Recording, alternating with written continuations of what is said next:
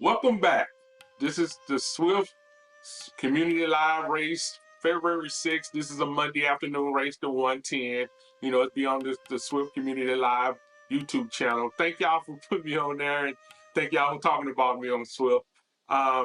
So we're going to talk about this race. First, I want to ask y'all to like and subscribe to my channel, please. I'm trying to get just as many likes as I do views. It helps out the channel a lot more when you get a lot of likes on there as I'm learning more and more about this YouTube thing. Also, thank you to people who subscribe to my channel. Thanks for anybody who's new. Thank you for finding my channel. Always leave comments. I appreciate them all. They help out with me on this. I'm still learning a lot. Like I said, I've only been racing since July. I just crossed 200 and I think this makes 204 races since July. And I'm gonna do a video probably later on this week about what I've learned over this time with all these races. So that's coming up. Keep an eye out for that. I'm also talking about there was a lot of people in this race. Off the top of my head right now, I'm trying to think. I should have wrote more of these names down. I know it was Petter. I know it was Mark. I know it was Roland. It was another one I can't think off my head. Two more. I was sure, man, my wife was joking about I wouldn't see SJ today because it's a school day. I think he was out for President's Day last time, so that's the reason we raced and he was there. But this time I knew I probably wouldn't see him. So, hey, man, I missed you on this race, man. I wonder what you would have done. I had a distinct strategy going into this race. Saturday, after I did my tiny races at 4 o'clock, I did the 4 o'clock tiny races, and I actually won the series, so I should put it up on one of these sides. It's on the Swift Insiders where I won the series. But I did, right after I did that at 5:30, I did the Swift, out the Swift, and I climbed the mountain. It took me about an hour and 40 minutes to get done. But that was kind of prepared. I hadn't looked at the race earlier. If y'all noticed, sometimes I sign up for these races like 5-6 days before. I knew it was going to be a climb, so I knew that I needed to get a good climb in. So I did the Alda Swift to get used to climbing again. And especially it gave me a chance to get my Tron bike, which I had for the first time in this race. So y'all did get to see that. And the funny thing is on the Swift Community Live, they showed my Tron bike. So I was kind of excited about that. Also, like I said, one of my strategies to this race was I wanted to stick with whoever's the front runner group was going up the first mountain. As I went back and did a survey of the race, I wanted to stick with the first person going up the mountain, or at least that first group, because I knew coming over the mountain, as you will see during this race, I hit 83.6 kilometers coming down.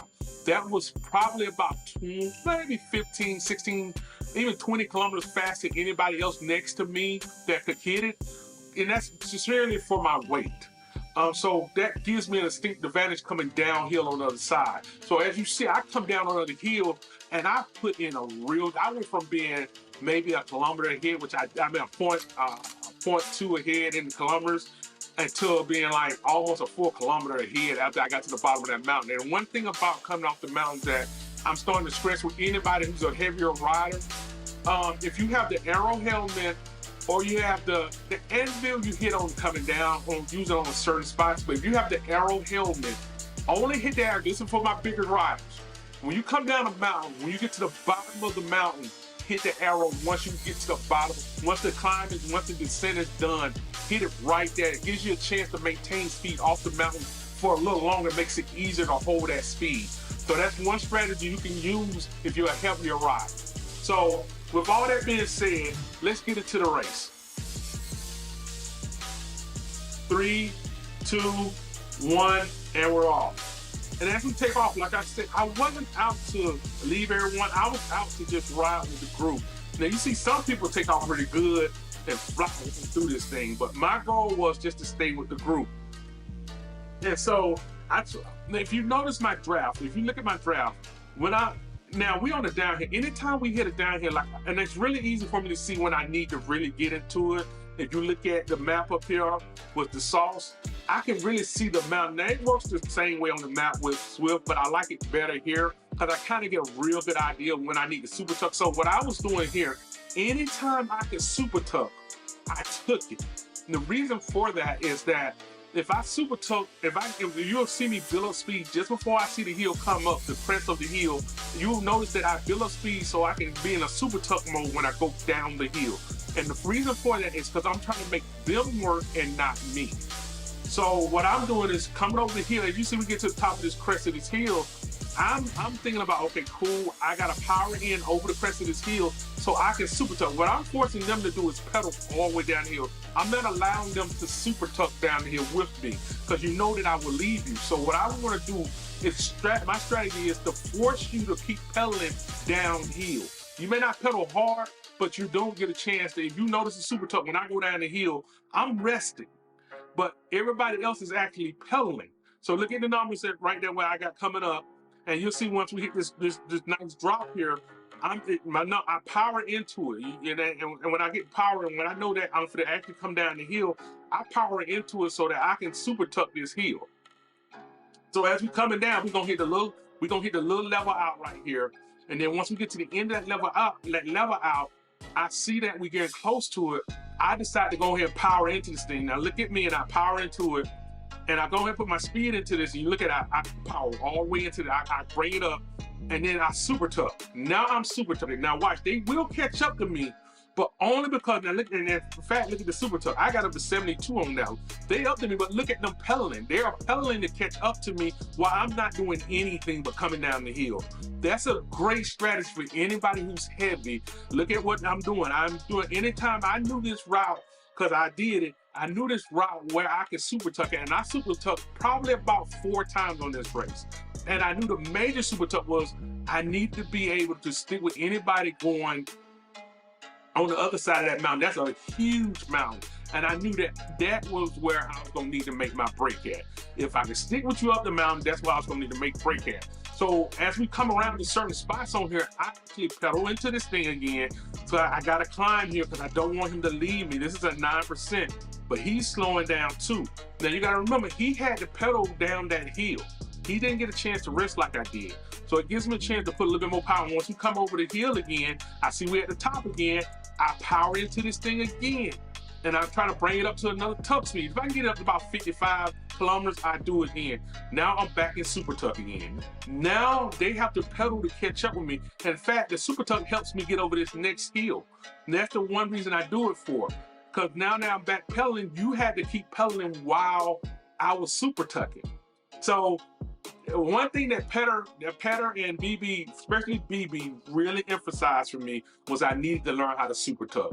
And I'm glad he did that because it makes a lot of difference when you're racing these races. So once I did that, I knew that I had to get over these hills right here. And I knew on the other side, anytime we was on a flat or just a wobbly little, the humps, where I like to call them, where you get a hill here and then a dip here, hill here. It's actually easier for a heavier guy to do that because you can take most of your momentum coming downhill into the uphill no matter what you're doing. So when I go downhill, I take my momentum into the uphill as I come back up. And you can see at the top of this map on the sauce, you can see it's kind of lumpy lump, or it's like a camel's back where it's got a couple of hills down, up, until we get to where we get another super tough spot. So what I do is I just kind of keep the rhythm going of me going up the hill, down the hill, up the hill, down the hill. And that gives me a chance to hold everybody off. Now we're still packed up. They're not really that far behind me. I'm only like a point of a kilometer ahead. I'm at 0.6, they're at 0.5 right there behind me. And so, but the thing is, I've never given them a chance to rest. Your goal as a heavier guy, I hate to say this, you're gonna have to ride a lot. I ride about I average 400 miles a month, about 100 to 125 miles a week. Mostly it's 100, but I try to stick to 125. This month I tried to get 600, I did not make it. I actually just topped out right at about 400, so I missed a 100-mile ride. But if you're a bigger guy, do these 100-mile rides. I'm telling you, stay in zone 2 when you do it. Zone 2 and zone 3, find those zone metrics for you and stay there. And you see we on this other end, and I get the speed back up and I super tuck again.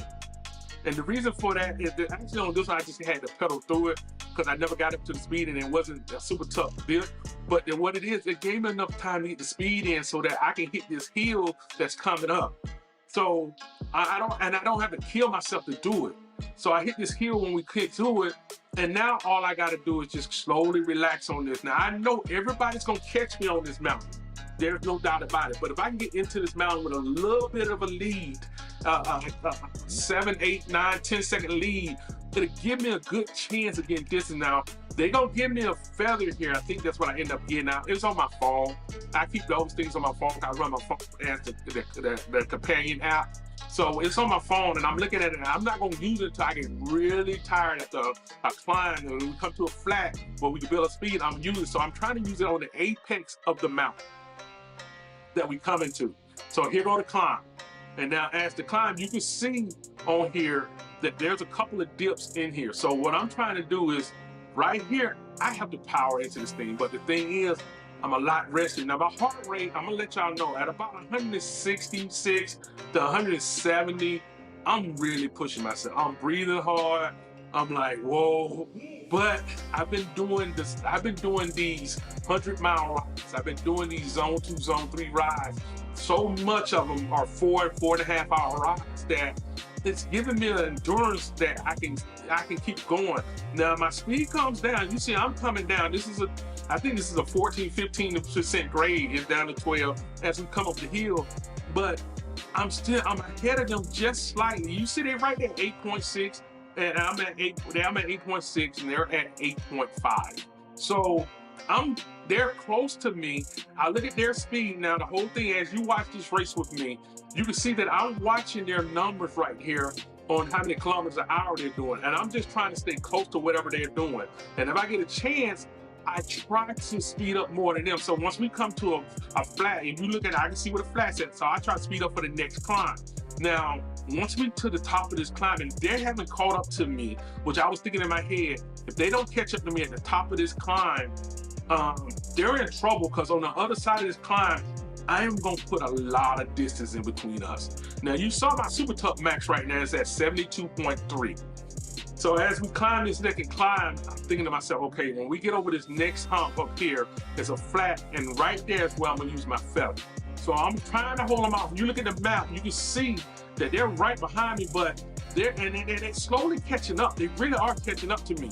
I'm just kind of, I'm trying my best just to keep working this thing so that I can just stay slightly ahead of them. That's all I can do. I'm being honest.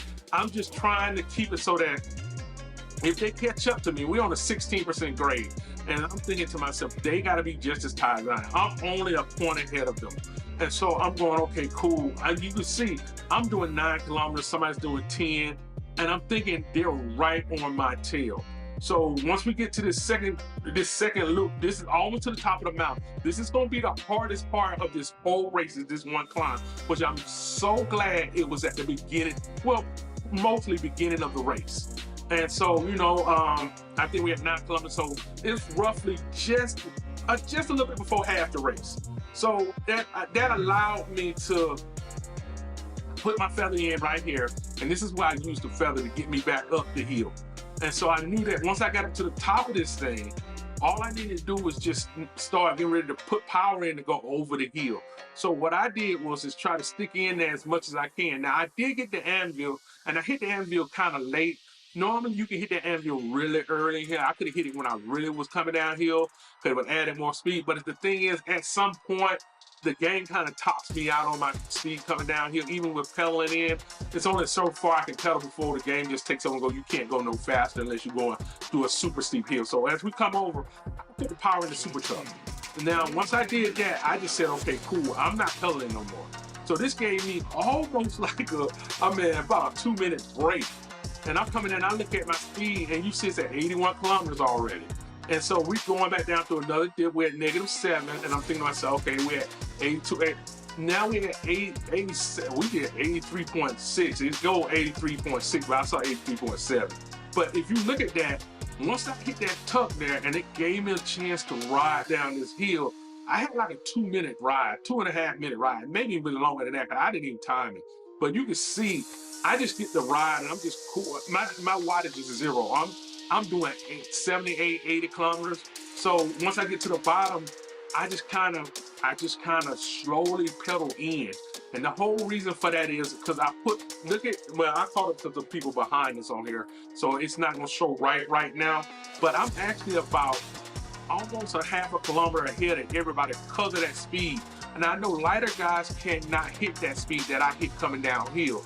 And that's where the difference comes in at, is that if you're a bigger guy, this is mostly preaching to the bigger guys. If you're a bigger guy and you're racing, remember that if you can get up the hill with everyone else, you get a break when you come over the hill. Look at my heart. Everything came back down. And now I'm kind of in a cruise mode. You see right now, the next closest person behind me is 12.6 kilometers. I'm 13.2 ahead.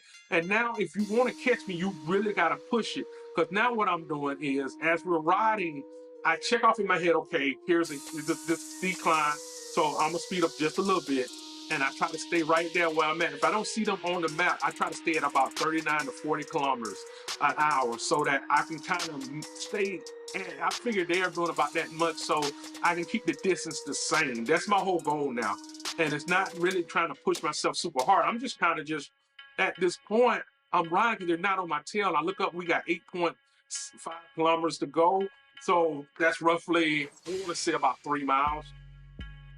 So I'm thinking in my head, okay, cool. What I'm going to do now is just keep this thing at about, anytime I hit a hill, I count it in my head. Okay, cool. I hit this hill and I look at the ground. And it's one thing about the sauce. I can tell when somebody's behind me because the little white dots are behind that big red dot. So you see I'm climbing, and what I'm doing now is, okay, if I see them climbing soon, when I get to the top of this hill, and you notice they're going to pop up right behind me. So as I get to the top of this hill, what I'm gonna do is it's time to super tuck once we go over this hill right here. So I'm trying to maintain my speed. I look at their speed and I'm trying to match it, even though they're not that close to me on where I'm at. I know they're coming up here. I try to match whatever they're putting out. So it means, sometimes it means you have to push it a little harder. But if you have a lead, match what they're putting out for the most part, and you'll find that, you see they put out more than me, but they're on that flat I was just in. But as we come over this thing, you see there's like a camel hump right here. I get enough speed coming over this thing, so I know that. So I speed up, I put power back into it so that I can come down that little slope right there to give me enough to get over that second slope, so that when I get over that second slope, I can super tuck again. Yeah, there is a little hill down in the bottom of that second slope. That you come down that long slope coming down, there's a little hill and then it goes back down. I want to super tuck both of those. So the way I do this is I get to the top of this one, and as I'm at the top of it, I'm thinking, okay, cool. As I see the graphs go down, I see the negative numbers pop up there. I know then that it's time to go ahead and put enough power in there. And there's a little cliff right there as you come over, but if you just keep the numbers up, you're pretty good on that. So I knew that. So once I got past that, I knew that I could put the numbers back in, and I look at what they're doing behind me, but I need to really super tuck here. So I put the power back in so I can super tuck again. And so, and you see what I do, I put it back in there so I can come back down and I stop pedaling. Now I get another rest. And what's going to happen with this, when I hit this climb here, all I have to do is do a little bit of work. I don't have to do a lot. Because if you look at my miles, you look at my kilometers compared to theirs, I'm putting a little bit more distance in between us, because each time we go over there, I do it. Now we on the climb, but because I use so much of my inertial force coming down that hill to climb the second hill, when we get to the top of this thing, yes, I'm moving a lot slower, but I'm at the top without using a ton of energy. Heavier guys, remember that. We have to find ways to save energy. So now that I'm at the top, I power into this thing. Make sure you always power at the crest so you can super tuck really quick.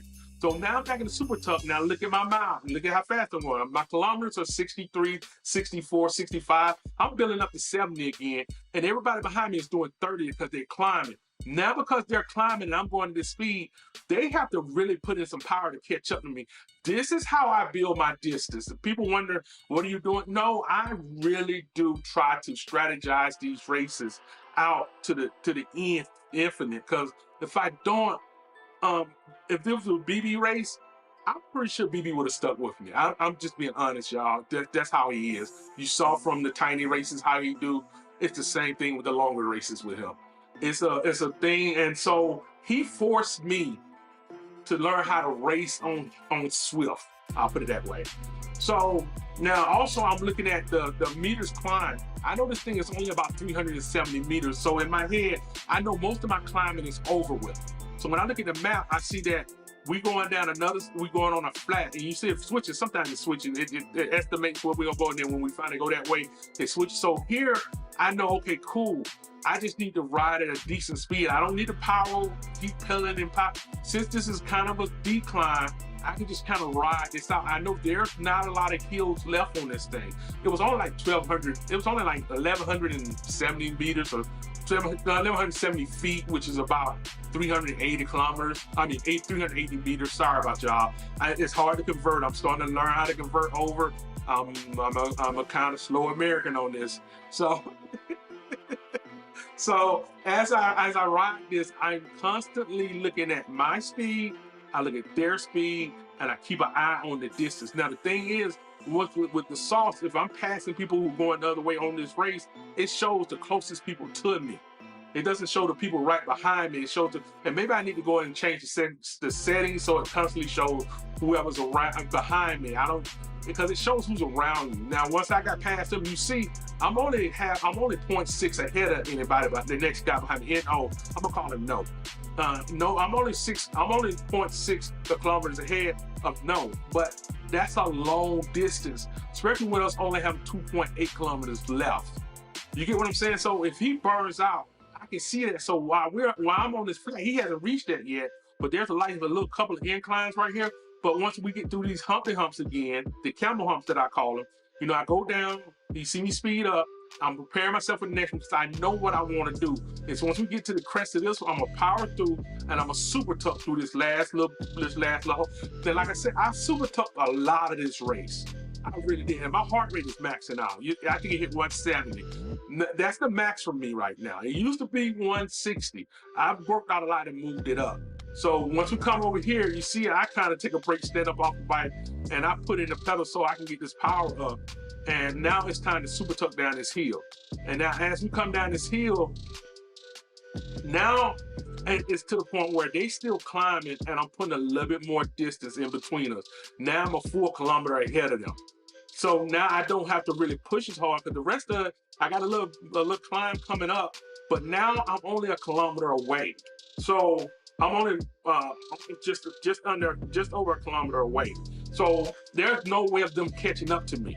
And I knew that now. So now I'm just in a like slow riding mode. I always try to strategize your races when you race these races. It will help you out ride them. A lot of teams ride early on these races. Ride them. Also, if you're a bigger guy, you don't have to do the 100 miles. Do 50 kilometers. Do every weekend, find a longer race where you can stay in that zone 2, zone 3 to keep your heart pumping the whole time. I do hydro, I row a lot. So these things will help you out. And so I want to thank everybody for watching my races. Thank y'all for subscribing to me. Thank y'all again for being there and supporting me. I put the results up here so y'all can see them. I want to also thank Swift Community Live for putting me on. Thank y'all very much for that, man. And calling me out and shouting me out, man. If anybody want to talk to me or anybody want to say anything to me, just leave me a message. I will reply. And with that, I want to let y'all know, just ride on.